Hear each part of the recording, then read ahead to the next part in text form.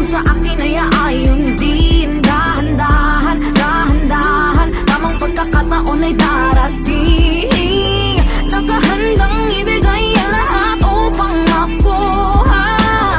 Parating ko man ang nais, puntahan ay di malulula. Malayo na pero alam ko na malayo pa, kaya wala sa pipilian ngayon ang matalo pa. Dahan-dahan na inaral, pinanalo ang laro. Naramdaman ngayon ang pinangakong paglago. Lilingon pa rin pero wala nang balak bumalik, kaya nagpatuloy, tuloy-tuloy na pumanhik. At kahit papaulit-ulit ay aking kukulitin. Suntok sa buwan man pero bituin susungkitin.